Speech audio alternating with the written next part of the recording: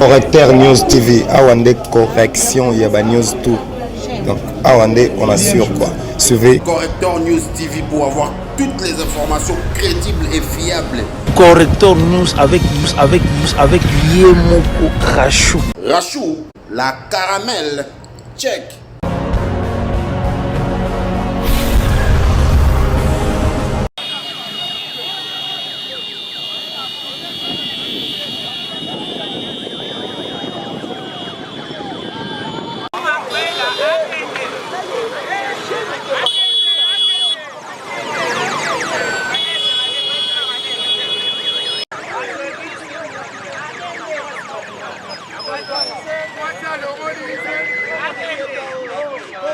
Mémorandum à l'intention du vice-premier ministre, ministre de l'Intérieur, sur la gouvernance de nos provinces. Excellence, Monsieur le vice-premier ministre, ministre de l'Intérieur, nous, membres des forces vives et sociales, réunis au sein de la plateforme Gardien du pouvoir, GP, en sigle, avons l'honneur de saisir votre haute autorité sur la situation de gouvernance de nos provinces. En effet, étant gardien du pouvoir, suite à une situation pénalisante qui risque de nuire et saper l'honneur du chef de l'État sur la gestion de nos provinces. Après un examen minutieux de notre part, avons constaté ce qui suit. La fragilisation des institutions provinciales par des motions de défiance des gouverneurs et président des assemblées provinciales. L'interpellation injuste, sans motif, de certains gouverneurs et présidents des assemblées provinciales.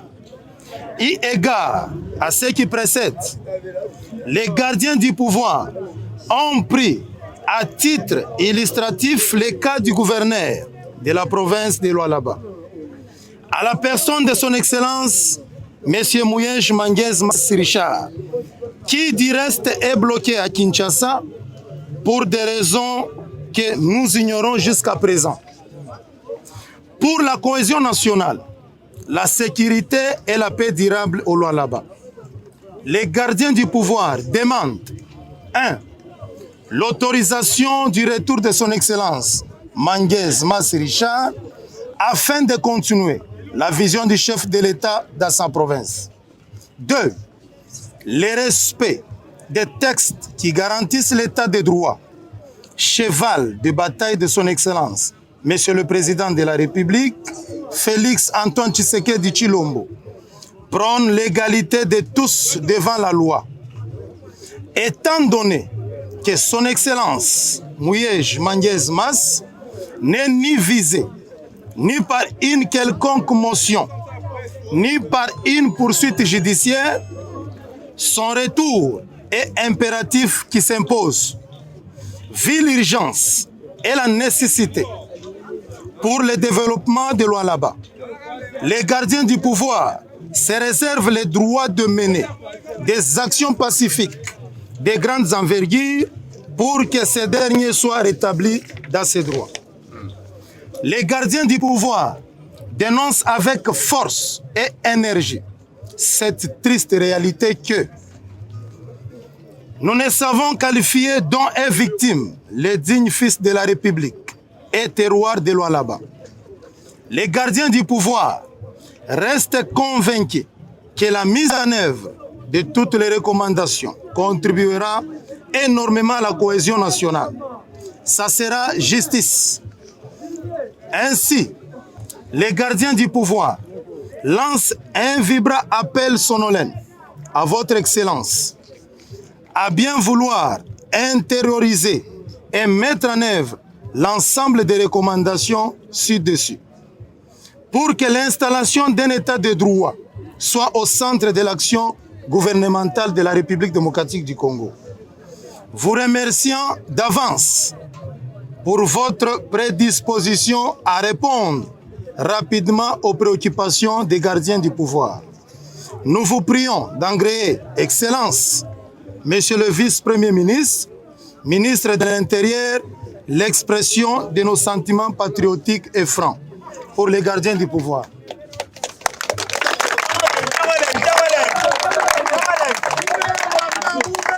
crois que...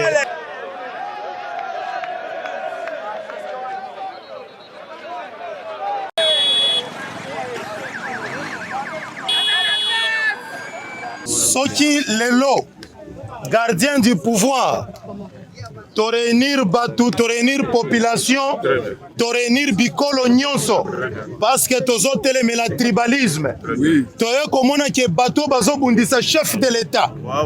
Bazali ko déstabiliser ba institution provinciale pour que vision, il y a le peuple d'abord et se réaliser dans ba province c'était Bazali Koluka toujours pas compliquer situation en 2023.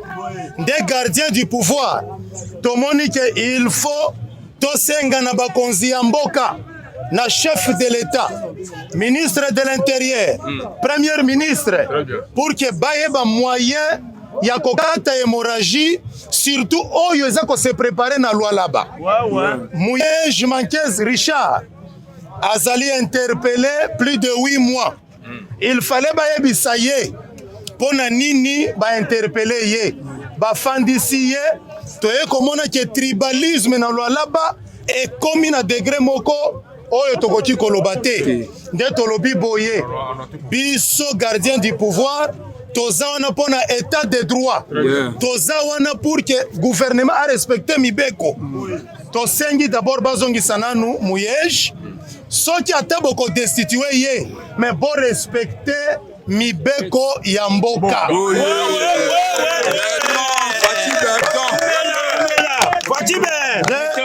Pona kosukisa.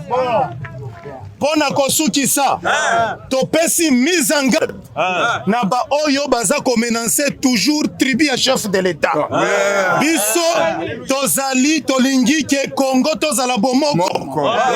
Tolingi Congo tozala bomoko. Et pas na biso toyebi bo bandundu muswahili muluba et pas na biso abu ya. Biso nyonso toza bana ya Fachibe.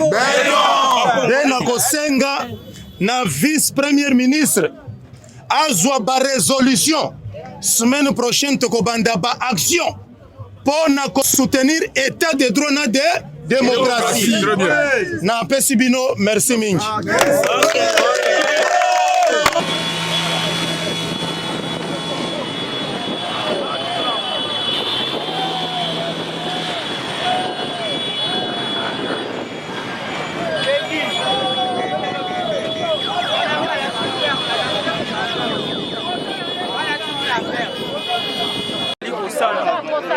Déjà tu as remarqué que tu as Yango biso en tant que gardien du pouvoir. Que l'objet cette fois-ci, l'Union Césalie à Mabé à l'encontre du chef de l'État et Bolekanisi Suke. Prévendez Bomoni partout dans la province, par exemple de situer par des choix par gouverneur. Alors il y a une décision pour que vous en 2023. En facilité la campagne est partout.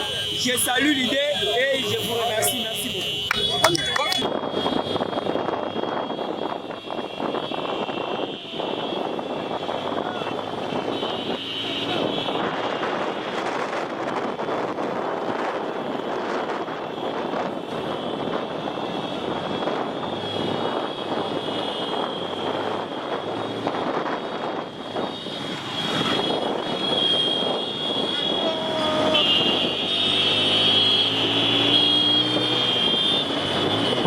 Pour 2023, toluka ndenge nini ya kozanga kopesa explication. Yango biso force oyo garder du pouvoir, totelemi.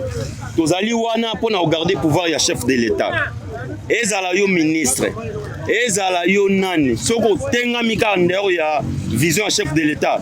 Biso to dénoncer to sala lo ba marche ti na bureau na yo.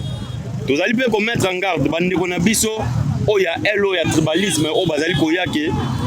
Boma muluba tika soki muyaka soki nyoka tozali ko mettre bango en garde makambo wana na Congo totikala koyeba yango te tolingi pe yango te banda uta tango ya Zaire ti lelo tokomi Congo makambo wana totikala koyoka yango te mais banda ndeko moko auti Cameroun auti Sénégal aye awa fabriquer biso nyonso toyebi tellement ba fabriquer a raté akomi na haine moko tribalisme mais aza peine de na bango ya bandondo te biso toyebi source na ye bien parce que tofana na bango toyebi bango moko na moko tozali ko mettre en garde na babiloko yo lingo sala toana état de siège ote o sala marche na yebi ke ozala nango fiasco o sala eloko te posaka na bato te bio oza wana oza député soko oza na eloko moko lingo loba concernant makambo ya senube ya mboka ko ça marche te yaka na kati assemblée nationale poser député loba proposer boko discuter on na kati assemblée nationale monsieur tozali ko mettre en garde biso garder des pouvoirs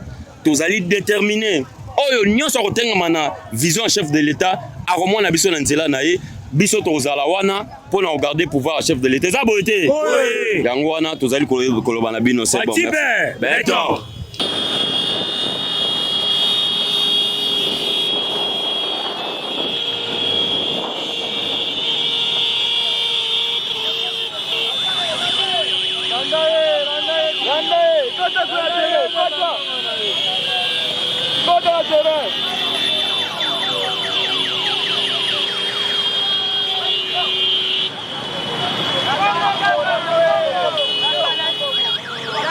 présence na biso awa ezali pona ko présenter memo na biso ko benda to ko yebisa VPM de l'intérieur pour que assumer ba responsabilité na ye mingi na kokoso ezali kolekana na ba province. Ok, tu as dit que nos chefs de l'État, en 2023, a présenté bilan na niveau de la province par rapport à la promesse de la campagne. Mais depuis ces derniers temps, tous vraiment, au lieu que tout s'attende aux essentiels, on a une motion, des déchances, boy. Alors, dans la province, on a une crise économique à Makassi. Dès tant que Asbel, ton membre Asbel, gardien du pouvoir, tu as interpellé le ministre de l'Intérieur, VPM, à Selo, mettre dans la Selo. Pour ne pas dire que la UDPS a dit que cause à la cadre des privilégiés et ça lui charge. Et c'est là c'est mes responsabilités parce que Makambo comme le Canada province et comme le continue comme ça la dominer na oba bengi tribalisme.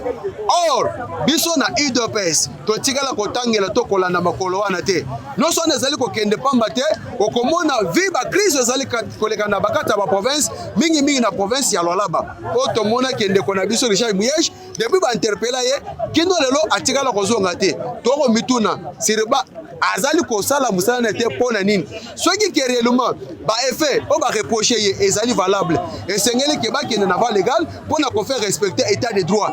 Yango à travers gardien du pouvoir donc ouais bisa bande kona biso sur le plan national et international ezali gardien du pouvoir ezali structure ou ezali ko aider chef de l'état ko soutenir l'action chef de l'état et puis ko telemela na ba tendance surtout ba position ba koya comme mela biso division ethno tribal na kata mboka na biso to ko telemela ngo parce que mboka na biso ezaka ka moko biso no surtout toza ba congolais ozala mukongo ozala muluba ozala muswahili ozala mungala biso no surtout toza ba congolais et puis mboka na biso ezaka ka moko République démocratique du Congo wapi à travers même tu interpeller que VPM de l'intérieur assumer ma responsabilité pour être tout découvrir qui mène à niveau de la province parce que du fait que la crise à tout moment est dans la province et ils allaient créer tout qu'on fait freiner l'action chef de l'État et puis opposant ça bilan monsieur sur le chef de l'État a connu qu'on présente en 2023 c'est pourquoi tu as interpellé pour dire que assumer ma responsabilité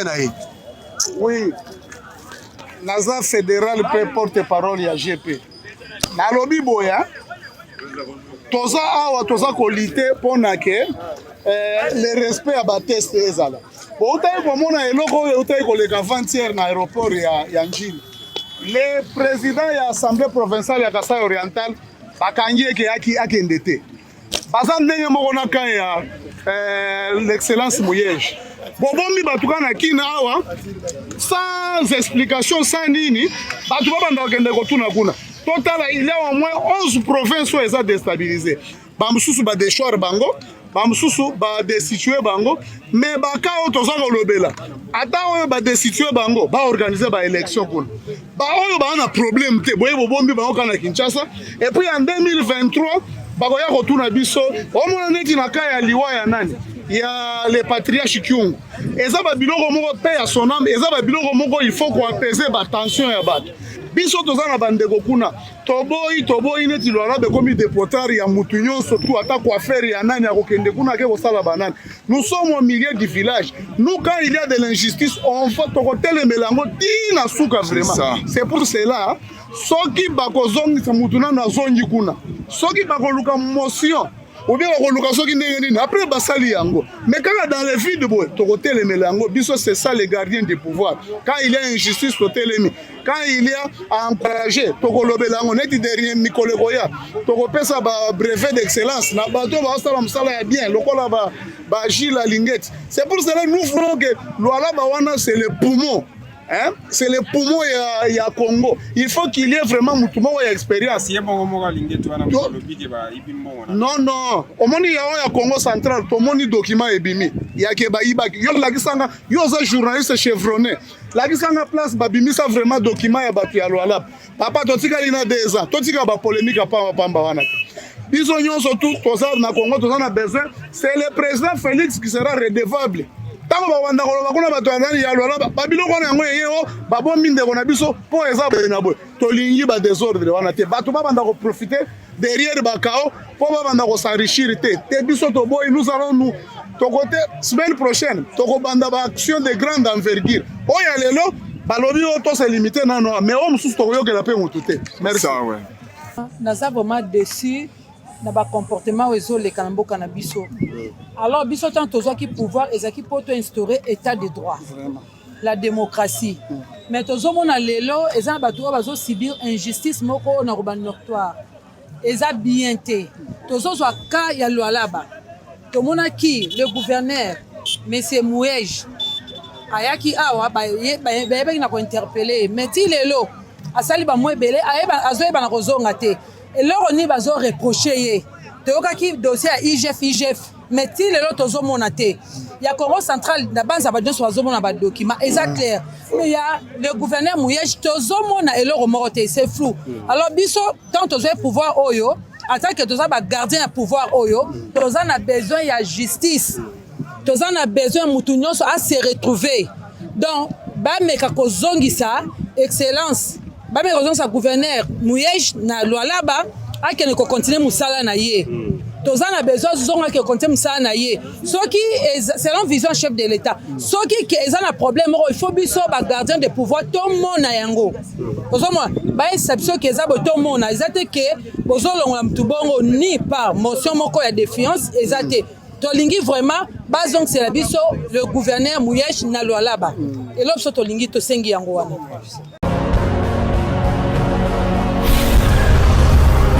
Correcteur News TV, Awande correction, il y a news tout. Donc Awande, on assure quoi. Suivez Correcteur News TV pour avoir toutes les informations crédibles et fiables. Correcteur News avec Yemoko Rachou. Rachou, la caramel, check.